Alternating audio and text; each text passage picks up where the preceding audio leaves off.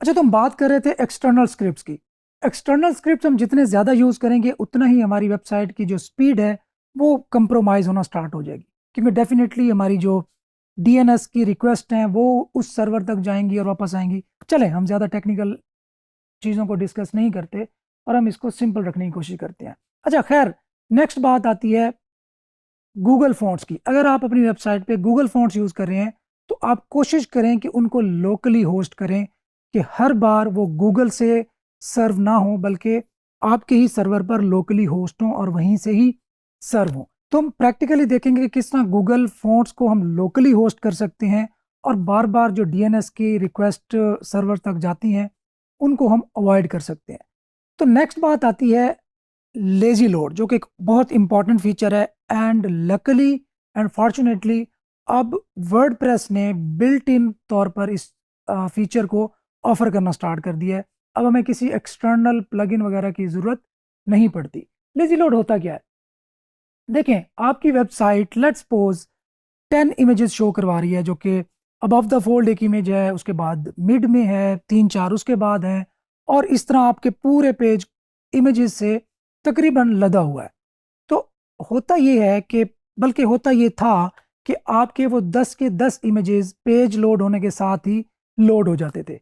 अब 10 इमेजेस अगर वो 3 या 4 MB के भी हों तो भी वो अच्छा खासा टाइम ले जाते थे और आपका पेज लोडिंग पे लगा रहता था।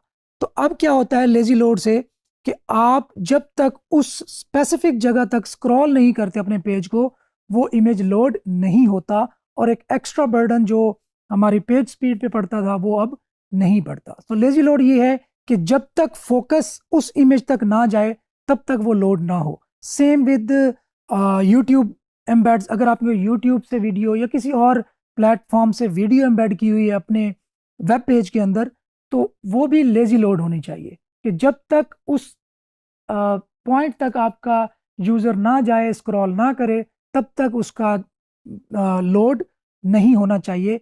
इससे आपकी जो पेज स्पीड है उस पे पॉजिटिव इम्पैक्ट पड़ेगा। इसके बाद सबसे कॉमन और सबसे बड़ा मसला भी कह सकता हूँ, HTML, CSS और जावास्क्रिप्ट की मिनिफिकेशन। देखें, वर्डप्रेस के जो थीम्स होते हैं वो इस तरह से बनाए गए होते हैं कि उन पे जो एक लेट्स सपोज CSS फाइल है जो उस थीम की ब्यूटिफिकेशन में अपना रोल प्ले करती है, वो हर पेज पर लोड होगी। चाहे वो होम पेज है, चाहे वो सिंगल पोस्ट वाला पेज है, या चाहे वो ऑथर पेज है, या डेट बेस्ड आर्काइव है, वो हर पेज पर लोड होती है। तो अब होता ये है कि लेट्स सपोज आपका होम पेज के लिए जो CSS रिक्वायर थी, हो सकता है उसमें से बहुत सारा एलिमेंट ऐसा भी हो जो कि सिंगल आर्टिकल वाले पेज पर रिक्वायर ना हो, लेकिन वो दोनों पेजेस पे मुकम्मल लोड होगी। इसको कहते हैं अनयूज्ड CSS, कि एक पेज के लिए जो चीज़ रिक्वायर है वो यूज्ड CSS है, जबकि जो दूसरे पेज के लिए रिक्वायर थी उस पेज के लिए नहीं है जो हमारे सामने लोड हो रहा है, तो ये अनयूज्ड CSS कहलाएगी। सो आपका एक बहुत बड़ा बर्डन आप थ्रू आउट द वेबसाइट लिए फिरते हैं अनयूज्ड CSS, अनयूज्ड जावास्क्रिप्ट की फॉर्म में। लेकिन इसको बड़ा कॉशियसली आपने देखना है, क्योंकि अगर आप इसको गड़बड़ कर बैठे, अगर आप इसको ऑप्टिमाइज करने के चक्कर में कोई इशू हो गया, तो आपकी वेबसाइट ब्रेक भी हो सकती है और वो लोडिंग से रुक भी सकती है। तो मैंने आपको बताना था, आपको आइडिया होना चाहिए। आप इसको मज़ीद एक्सप्लोर करके और अच्छे तरीके से वेरीफाई करने के बाद ही अनयूज्ड CSS या अनयूज्ड जावास्क्रिप्ट को आप मिनीफाई कर सकते हैं। और साथ साथ आपने HTML, CSS या जावास्क्रिप्ट में कुछ एक्स्ट्रा स्पेसेस होती हैं, एक्स्ट्रा लाइंस होती हैं, उनको भी आप रिमूव कर सकते हैं और इस अमल को कहते हैं मिनिफिकेशन। सो HTML को अगर आप क्लीन करेंगे तो HTML मिनिफिकेशन होगी, इसी तरह CSS मिनिफिकेशन, जावास्क्रिप्ट मिनिफिकेशन। हम इस मिनिफिकेशन के काम के लिए, चूंकि बहुत बड़ा एक मसला है और हमने इस मसले को ज़रूर ठीक करना है, तो इसके लिए भी हम एक प्लगइन यूज़ करेंगे जो कि डेफिनेटली फ्री ऑफ कॉस्ट होगा। अगेन, अब हर मसला ही एक से बढ़कर एक निकलता है। Eliminate render blocking JavaScript. आप जब भी अपनी वेबसाइट की स्पीड चेक करने जाएंगे ना, आपको इस एरर से वास्ता ज़रूर पड़ेगा।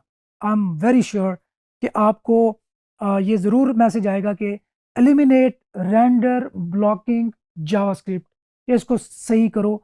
जावास्क्रिप्ट या एंड CSS का भी ऑप्शन हो सकता है वो साथ हो। ये होता क्या है? देखिए आपका वेब पेज लोड हुआ और वो एक तरतीब के साथ लोड होना स्टार्ट हुआ। अब दरमियान में नॉर्मली हेड सेक्शन में या टॉप वाला जो हमारे पेज का सेक्शन होता है उसमें हमारी जावास्क्रिप्ट की फाइल्स नॉर्मली लोड होती हैं। अब जब कोई ऐसा जावास्क्रिप्ट की फाइल लोड हुई जिसने बहुत ज़्यादा टाइम ले लिया, अब वो बाकी पेज की जो रेंडरिंग है उसको ब्लॉक कर देती है कि जब तक वो जावास्क्रिप्ट की फाइल लोड नहीं होगी बाकी पूरा पेज भी रुका रहेगा और लोड नहीं होगा। इसको कहते हैं रेंडर ब्लॉकिंग जावास्क्रिप्ट। और इसी तरह सीएसएस में भी ये चीज़ अप्लाई हो सकती है कि जब तक सीएसएस लोड ना हो कंप्लीट बाकी पेज लोड ना हो।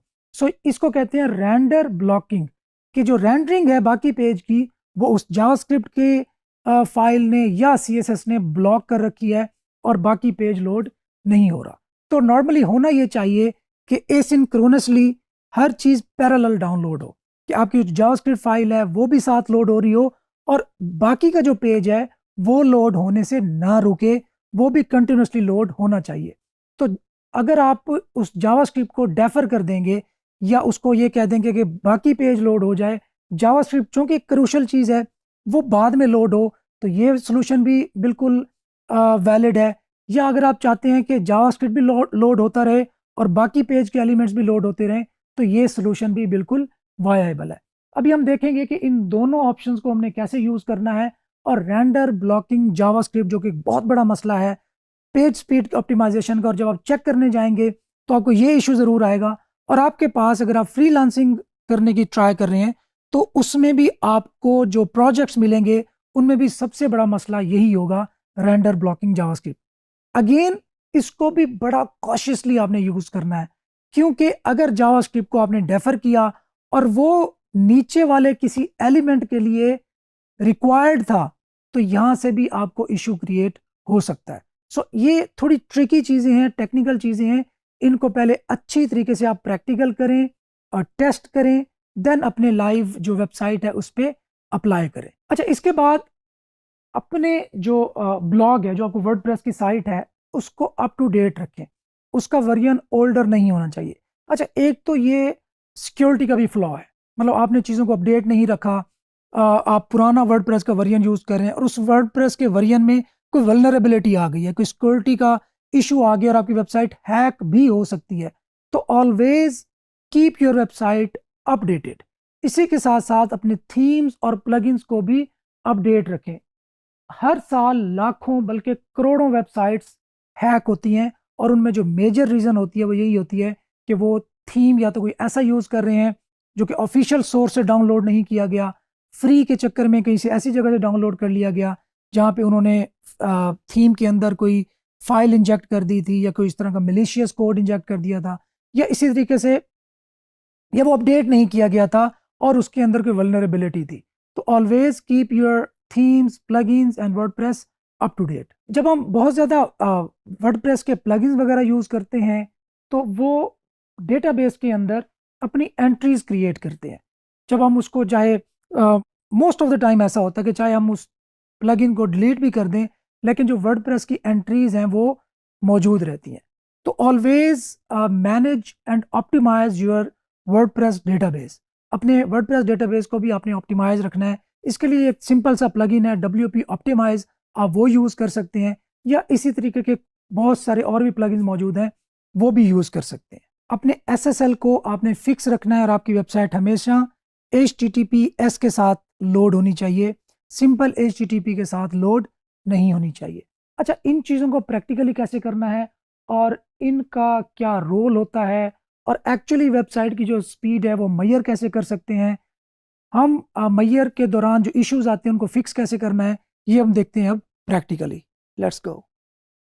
अभी हम देखेंगे कि स्पीड ऑप्टिमाइजेशन प्रैक्टिकली कैसे करनी है।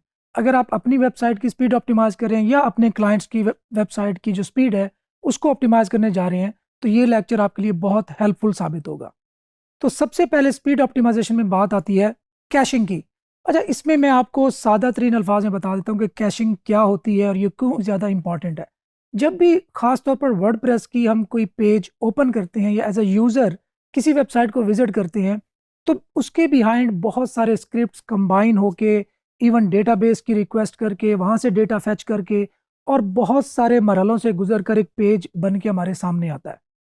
तो क्या ही बेहतर हो कि जो पेज अब फाइनल वर्जन में हमारे सामने आया वो उसी फॉर्म में कहीं सेव हो जाए, और जब नेक्स्ट विजिटर आए हमारी वेबसाइट पर तो वो वही पेज उसके सामने सर्व हो जाए, बजाय इसके कि जो तमाम जो प्रोसेसिंग हुई थी वो अगेन हो। आई होप कि आपको ये थोड़ी सी कम्प्लेक्स बात समझ आ गई होगी। हमने जो डेटाबेस की क्यूरीज हैं, जो पेज की फार्मूलेशन है, उस सब का टाइम कम कर देना है और उसको एक स्टैटिक पेज बना के कहीं पे सेव कर लेना है। जब नया विजिटर आए तो बजाय उसके कि वो सारा काम अगेन हो, वहीं से स्टैटिक फाइल सर्व हो जाए और टाइम बच जाए और रिसोर्सेज भी बच जाए और स्पीड भी डेफिनेटली ऑप्टिमाइज हो जाए। तो इसमें पहली बात आती है कैशिंग। कैशिंग के लिए वर्डप्रेस में बहुत सारे प्लगइन्स मौजूद हैं जिनके थ्रू हम अपनी पेज की जो स्पीड है उसको ऑप्टिमाइज कर सकते हैं।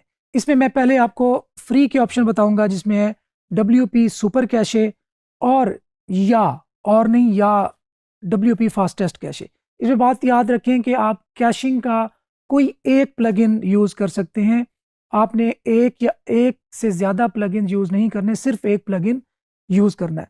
तो अगर आप फ्री में ऑप्टिमाइज करना चाहते हैं अपनी वेबसाइट को तो उसमें WP सुपर कैशे मेरी पहली प्रेफरेंस है, और उसके अलावा WP फास्टेस्ट कैशे भी बहुत अच्छा है जो कि आपकी पेज की स्पीड ऑप्टिमाइजेशन में बहुत रोल प्ले करता है और आपके यूज़र्स को स्टैटिक कंटेंट सर्व करने में बहुत ज़्यादा हेल्प करता है, जिससे स्पीड भी ऑप्टिमाइज होती है और यूज़र का टाइम भी बचता है और वेबसाइट उसको फास्ट लोड होती है उसके सामने।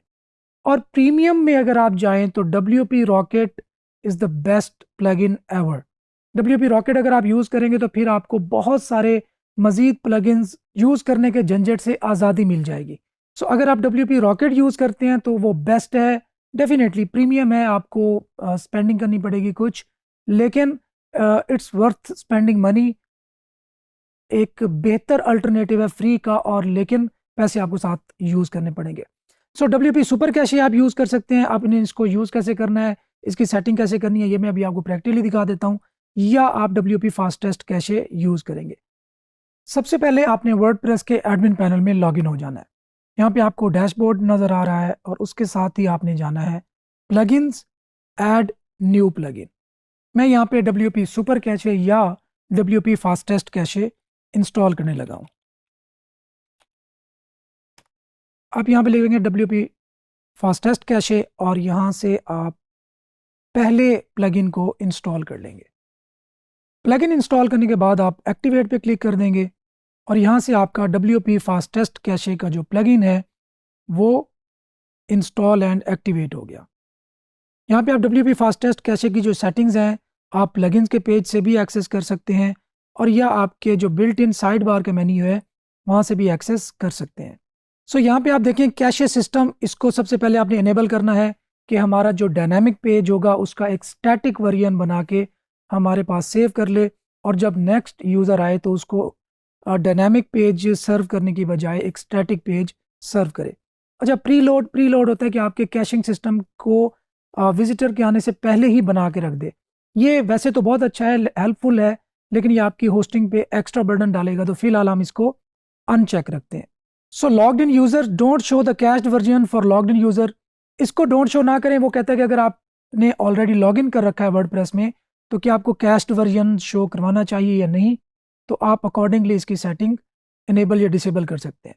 अच्छा, mobile don't show the cached version for desktop to mobile devices. ये कहता है कि जो एक मैंने कैशे कर रखा है डेस्कटॉप का पेज, क्या मोबाइल पे भी वही page show करवाऊं?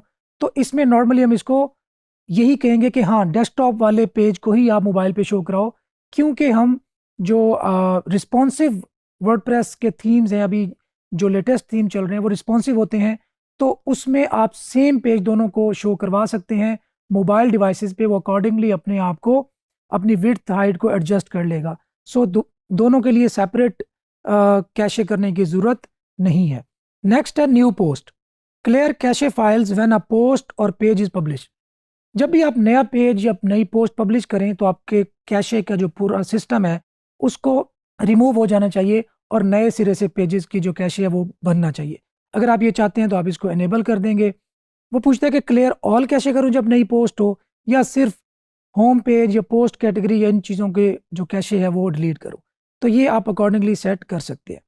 Minify HTML yes, minify CSS yes, combined CSS। अब यहाँ पे बात आती है मिनिफिकेशन की और कम्बिनेशन की, कि आपकी जो CSS फाइल अगर एक से ज़्यादा है तो क्या उनको कंबाइन कर दे ताकि एक ही रिक्वेस्ट जनरेट हो, तो हम इसको यस कर देते हैं। कंबाइन JS, मैंने आपको पहले ही बताया था कि जो आपका सर दर्द होगा मेन वो जावास्क्रिप्ट की फाइल्स होंगी, जो कि नॉर्मली आपकी जो रेंडरिंग है उसको भी ब्लॉक कर सकती हैं, या आपकी जो एग्जीक्यूशन है उसमें भी ब्लॉकेज क्रिएट कर सकती हैं और आपका जो स्कोर है वो डाउन जा सकता है। अच्छा, gzip कंप्रेशन इसको आपने इनेबल रखना है, ब्राउज़र कैशे डेफिनेटली इसको आपने इनेबल रखना है, इमोजीज को आप डिसेबल रख सकते हैं। अच्छा, रेंडर ब्लॉकिंग जावास्क्रिप्ट के लिए इसमें वो कहते हैं कि आपको प्रीमियम वर्जन लेना पड़ेगा, लेजी लोड के लिए भी प्रीमियम वर्जन लेना पड़ेगा। अगर आप गूगल फॉन्ट्स को ऑप्टिमाइज करते हैं तो उसके लिए भी आपको प्रीमियम वर्जन लेना पड़ेगा। खैर, यहाँ पे हम सबमिट करते हैं क्योंकि हमने सिर्फ बेसिक और फ्री वर्जन यूज़ करके ही इसको ऑप्टिमाइज करना है। अच्छा, इसमें इमेज ऑप्टिमाइजेशन भी प्रीमियम है, CDN भी प्रीमियम है, तो फिलहाल हम इसको एज इट इज़ लीव कर देते हैं और अपना स्कोर। अच्छा, अब नेक्स्ट स्टेप क्या है, पेज स्पीड का स्कोर चेक करना है। तो हम एक वेबसाइट ओपन करेंगे जिससे हम पेज स्पीड की जो स्कोरिंग है उसको चेक कर सकते हैं। अच्छा, आप गूगल पे आ जाएंगे और गूगल पे आप सिंपली अगर पेज स्पीड भी लिखते हैं तो आपके सामने मल्टीपल ऑप्शन आ जाएंगे। सबसे पहला है developers.google, दूसरा है pagespeed.web.dev और तीसरा है GT मैट्रिक्स। तो मैं आपको सजेस्ट करूंगा कि आप GT मैट्रिक्स को भी यूज़ कर सकते हैं for checking your website page speed score. लेकिन GT मैट्रिक्स हमारे वेब पेज को डेस्कटॉप वर्जन के लिए टेस्ट करता है, जो कि डेस्कटॉप वर्जन के लिए अपनी साइट को ऑप्टिमाइज़ करना आसान है as compare to mobile pages. Mobile pages के लिए ऑप्टिमाइज़ करना थोड़ा टफ है। खैर, हम जाते हैं pagespeed.web.dev। अब यहाँ पे हम अपने जो वेबसाइट जिसको ऑप्टिमाइज करने जा रहे हैं उसका URL यहाँ पे पेस्ट करेंगे। यहाँ पे हम पेस्ट करने के बाद हम एनालाइज पे क्लिक करते हैं और अब हमारी वेबसाइट की जो पेज स्पीड का एनालिसिस है वो स्टार्ट हो जाएगा। अभी आप देख सकते हैं कि diagnose performance issues. So already मुझे ये 92 स्कोर दिखा रहा है फॉर मोबाइल डिवाइस और डेस्कटॉप के लिए दिखा रहा है मुझे 99। अब आप डेस्कटॉप के लिए देखें तो फर्स्ट कॉन्टेंटफुल पेंट जो सबसे मेजर पार्ट है मेरे पेज का वो लोड होने में 0.8 सेकेंड्स ले रहा है। पेज को इंटरेक्टिव होने में 0.8 सेकेंड्स लगते हैं, कोई ब्लॉकिंग टाइम नहीं है और कोई कम्युलेटिव लेआउट शिफ्ट नहीं है। लेकिन ये इतना भी आसान, इतना भी स्ट्रेट फॉरवर्ड नहीं है। जब आप कोई एड्स यूज़ कर रहे होंगे, डिफरेंट स्क्रिप्ट्स यूज़ कर रहे होंगे, अगर माइक्रोसॉफ्ट क्लैरिटी का हमने जिक्र किया था, अगर आप उसका कोड यूज़ कर रहे होंगे, अगर आप गूगल एनालिटिक्स का कोड यूज़ कर रहे होंगे, अगर आप गूगल एडसेंस के कोड यूज़ कर रहे होंगे या कोई एक्सटर्नल स्क्रिप्ट यूज़ कर रहे होंगे, तो आपको डेफिनेटली इस स्कोर पे इम्पैक्ट पड़ेगा और आपको अकॉर्डिंगली चीज़ों को बेहतर करने की कोशिश करनी पड़ेगी। हम वापस आते हैं मोबाइल में। मोबाइल में 92 स्कोर दिखा रहा है। अगर आपका स्कोर 80 to 85 से अबव है तो दैट्स फाइन, इसमें बहुत ज़्यादा परेशान होने की ज़रूरत नहीं है। 85 से ज़्यादा है तो फाइन है, लेकिन डेफिनेटली कोशिश तो करनी है कि नियर टू 100 हो। अच्छा, नीचे आते हैं। फर्स्ट कॉन्टेंटफुल पेंट 2.6 सेकेंड ले रहा है, जो कि 2.5 सेकेंड्स होना चाहिए। सो अगर ये 3 सेकेंड्स तक भी चला जाता है और मेरे पेज की जो लेआउट है उसमें बहुत ज़्यादा इम्पैक्ट नहीं पड़ता, तो I can accommodate this. Time to interactive भी 2.6 सेकेंड से 2.6 सेकेंड है, दैट्स फाइन, कोई ब्लॉकिंग टाइम नहीं है। कम्युलेटिव लेआउट शिफ्ट भी हमारा अंडर कंट्रोल है। सो लार्जेस्ट कॉन्टेंटफुल पेंट 2.6 सेकेंड है, ये भी 2.5 होना चाहिए। स्पीड इंडेक्स भी हमारी फाइन है। सो अपेरेंटली हमें चीज़ें बहुत बेहतर दिखाई दे रही हैं। अब हमने इनको मज़ीद कैसे ऑप्टिमाइज़ करना है या यहाँ तक हम कैसे है कुछ प्लगइन्स को या ऑप्टिमाइजेशन को यूज़ करके हम उसकी तरफ वापस चलते हैं। सो पहले काम था हमारा कैशिंग को इनेबल करना, जो कि हमने WP फास्टेस्ट कैशे के थ्रू इनेबल कर दिया और हमारी जो बेसिक कैशिंग सिस्टम है वो इनेबल हो चुका है। सेकंड चलते हैं इमेज ऑप्टिमाइजेशन। एक और बहुत बड़ा इशू आपको आएगा इमेज ऑप्टिमाइजेशन में। इसको फिक्स करना बिल्कुल आसान है। फॉर्चुनेटली इसमें बहुत ज़्यादा रॉकेट साइंस इन्वॉल्व नहीं है, आसान सा काम है।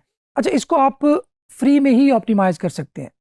अब फ्री में ऑप्टिमाइज़ करने के भी फर्दर 2 ऑप्शंस आपके सामने मौजूद है। एक तो है कि आप प्लगइन्स का सहारा लें और दूसरा है आप इस सारे काम को मैनुअली करें। तो आई वुड सजेस्ट कि इस सारे काम को आप मैनुअली परफॉर्म करें। मैनुअली परफॉर्म करने के बिल्कुल आसान है। इसमें सबसे पहले आपने क्या करना है, आप एक वेबसाइट ओपन करें tinypng.com। tinypng.com आपकी वेबसाइट पर मौजूद जो इमेजेस होते हैं, या आप उन इमेजेस को जो आप अपनी वेबसाइट पर अपलोड करना चाहते हैं उनको ऑप्टिमाइज कर सकते हैं, उनका साइज कम कर सकते हैं, उनकी क्वालिटी कम करके उनका साइज रिड्यूस करेंगे ताकि हमारे वेब पेज पे वो बहुत ज़्यादा लोड पुट ना करे। सो tinypng.com पे जाएंगे, मैं आपको ओपन करके भी दिखा देता हूँ। tinypng.com, अब यहाँ पे कह रहा है ड्रॉप योर वेब पीएनजी और जेपैग फाइल्स हियर। आप अपनी जो फाइल जिसको आप अपनी वेबसाइट पर अपलोड करना चाह रहे हैं वहाँ पर अपलोड करने से पहले यहाँ पे अपलोड करें और उसको आप ऑप्टिमाइज़ करें। मैं आपको एक फ़ाइल अपलोड करता हूँ। अभी एक फ़ाइल जो कि ऑलरेडी ऑप्टिमाइज थी 27 KB की थी, वो अब 23 KB की बन चुकी है और 14% उसके साइज़ में रिडक्शन आई है। तो अब मैं इस फाइल को डाउनलोड कर लूँगा। जो मैंने फाइल ऑप्टिमाइज कर लिया उसको मैंने अपने पास डाउनलोड कर लिया। सो मेरी पहली जो इमेज ऑप्टिमाइजेशन है वो कंप्लीट हुई। अब नेक्स्ट है कि मैंने उसको कन्वर्ट करना है वेब पी में। जब आप अपनी वेबसाइट की स्पीड टेस्ट कर रहे होंगे तो आपको कहेगा कि अपनी जो इमेजेस हैं उसको नेक्स्ट जनरेशन फॉर्मेट्स में सर्व करें, ना कि पीएनजी या जेपैग में।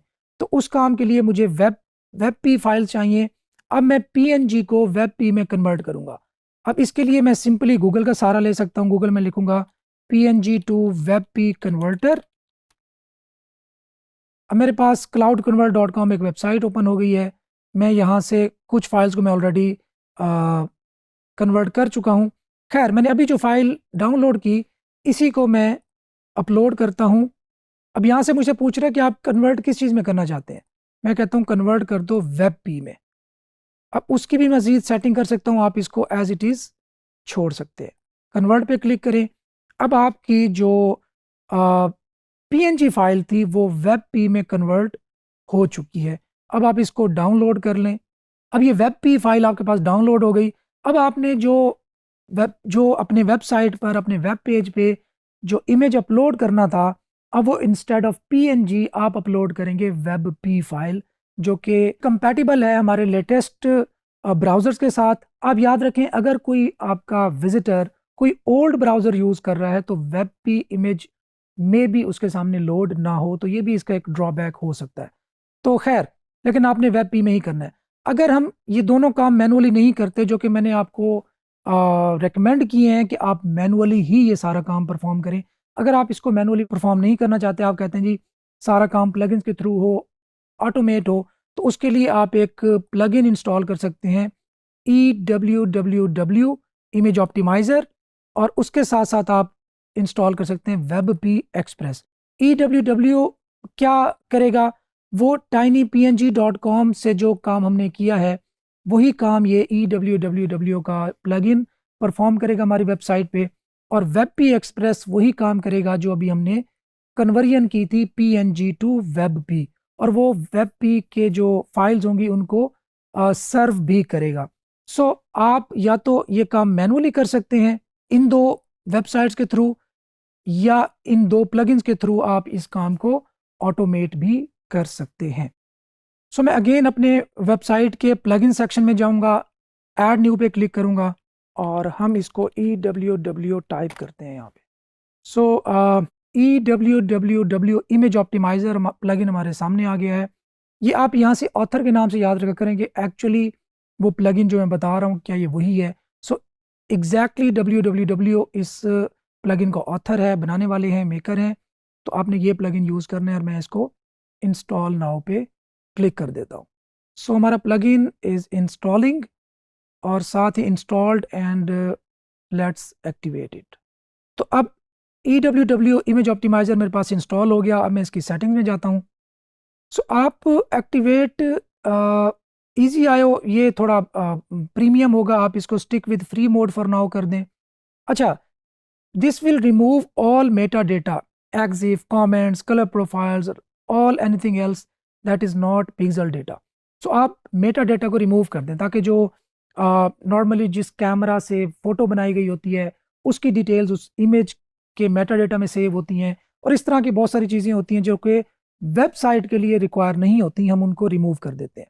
सो रीसाइज इमेजेस, हम अगर इमेजेस को रीसाइज करना चाहते हैं तो हम ये भी कर सकते हैं कि मैक्सिमम विड्थ इतनी लेके जाए, इससे ज़्यादा इमेजेस को ना करें। ऐड मिसिंग डायमेंशंस, ये भी आप ऐड कर दें, ये बहुत इंपॉर्टेंट फीचर है।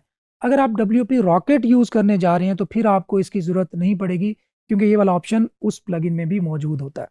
सो लेजी लोड के बारे में मैंने आपको बताया था लास्ट लेक्चर में, जब हम इसकी थ्योरी पढ़ रहे थे, डिस्कस कर रहे थे, कि लेजी लोड वो होता है कि जब तक आपके इमेज तक फोकस ना जाए, आपका इमेज लोड ना हो। तो आप यहाँ से भी कर सकते हैं, अदरवाइज वर्डप्रेस में बिल्ट इन ये फीचर अब मौजूद है। सो वेब पी कन्वर्जन, आप वेब पी में कन्वर्ट यहाँ से भी कर सकते हैं। अगर आप इसको इनेबल कर देते हैं तो आप जो हम नेक्स्ट वेब पी एक्सप्रेस करने जा रहे हैं प्लगइन, उसके थ्रू भी कर सकते हैं। सो यहाँ से मैं पिक्चर वेब पी रीराइटिंग भी कर देता हूँ। सेव चेंजेस, हमने चेंजेस को सेव कर दिया। अब जो भी नई इमेज अपलोड होगी ये ऑटोमेटिकली उसको कन्वर्ट ऑप्टिमाइज भी कर देगा और उसको वेब पी में कन्वर्ट भी कर देगा। सो अब हम आते हैं मीडिया में। ये आपके सामने बल्क ऑप्टिमाइज का ऑप्शन आ गया। बल्क ऑप्टिमाइज के ऑप्शन पे आप क्लिक करें और यहाँ से स्कैन फॉर अनऑप्टिमाइज्ड इमेजेस। सो ये स्कैन करेगा कि आपकी वेबसाइट पर कितने इमेजेस मौजूद हैं, जो ऑप्टिमाइज्ड इमेजेस नहीं हैं उनको ये ऑप्टिमाइज कर देगा। So there is one image ready to be optimize one image कर दो, और ये थोड़ा सा टाइम लेगा और उस इमेज को ऑप्टिमाइज कर देगा। ऑप्टिमाइज्ड 1 by 1 फाइल हो गई, दैट्स ओके। सो अब मैं जाता हूँ एक और प्लगइन, ऐड न्यू, और अब मैं इंस्टॉल करता हूँ web P express. Web P express search करता हूँ और वेब पी एक्सप्रेस के प्लगइन को मैं इंस्टॉल कर लेता हूँ। यहाँ पे मैंने इसको एक्टिवेट किया। सो एक्टिवेट करने के बाद मैं वेब पी एक्सप्रेस की सेटिंग्स में जाता हूँ और यहाँ से मेरे पास, अच्छा, आप enable direct redirection to existing convert images, यहाँ से आप टेस्ट कर सकते हैं कि क्या आपकी जो एग्जिस्टिंग इमेजेस हैं क्या वो वेब पी पे कन्वर्ट हो रही हैं या नहीं हो रही। तो यहाँ पे कहते हैं कि पहले चेंजेस सेव करो, देन आप ये चीज़ें चेक कर सकते हो। अच्छा, यहाँ से आप देख सकते हैं कि बल्क कन्वर्ट, अगर आप चाहते हैं कि आपकी जो इमेजेस जो कि वेब पी नहीं है उनको आप कन्वर्ट करें तो आप बल्क कन्वर्ट का ऑप्शन यूज़ कर सकते हैं।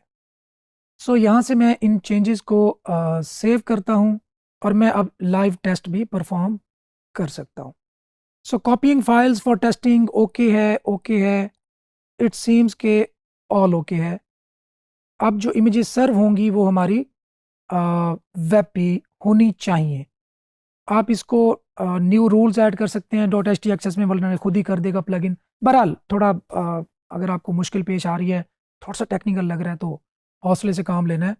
ये चीज़ें थोड़ी सी टेक्निकल होंगी, लेकिन ये चूँकि एज आ सर्विस भी ऑफ़र की जा सकती है, इसलिए मैं चाह रहा हूँ कि आपको इनकी बेसिक आइडिया ज़रूर होना चाहिए। आप इसको एज अ सर्विस किसी भी फ्रीलांसिंग प्लेटफॉर्म्स पे सर्व कर सकते हैं। अच्छा, नेक्स्ट चलते हैं जी, हमारे पास मिनिफिकेशन और लोडिंग ऑफ एक्सटर्नल स्क्रिप्ट्स। हमने अपने जावास्क्रिप्ट की जो अननेसेसरी स्पेसिंग होती है, लाइन ब्रेक्स होती हैं, उनको भी हमने रिमूव करना होता है। इसी तरह CSS फाइल्स में भी इस तरह की चीज़ें मौजूद होती हैं, लाइक कमेंट्स हो गए या अननेसेसरी डेटा हो गया, उसको भी हम रिमूव करना चाहते हैं। तो उसके लिए सबसे पहले तो चीज़ है कि आप जो एक्सटर्नल स्क्रिप्ट्स की जहाँ तक बात है तो वो आप कम से कम यूज़ करें अगर पॉसिबल है।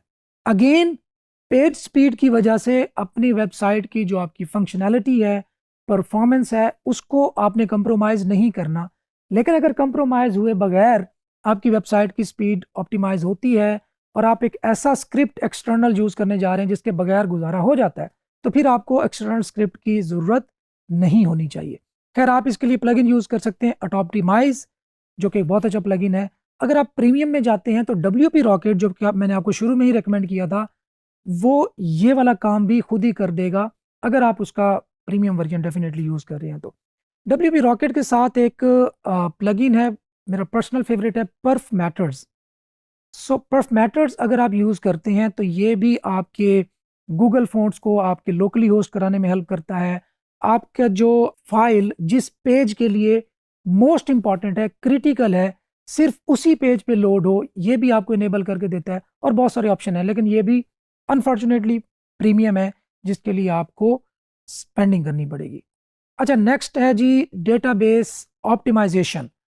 इसके लिए देखिए, नॉर्मली जब प्लगइन्स हम इंस्टॉल करते हैं, ऐड करते हैं, तो वो कुछ एक्स्ट्रा टेबल्स वगैरह या एक्स्ट्रा डेटा ऐड कर देते हैं। तो उसके लिए हम उसकी ऑप्टिमाइजेशन के लिए हमें एक प्लगइन, ये भी फ्री है, WP ऑप्टिमाइज। अगेन, आप अगर WP रॉकेट यूज़ कर रहे हैं तो फिर आपको WP ऑप्टिमाइज की ज़रूरत नहीं होगी। लेकिन अगर आप फ्री से काम चला रहे हैं फ़िलहाल, तो आप WP ऑप्टिमाइज इंस्टॉल करें और इसके थ्रू अपना डेटाबेस ऑप्टिमाइज कर सकते हैं। Thank you.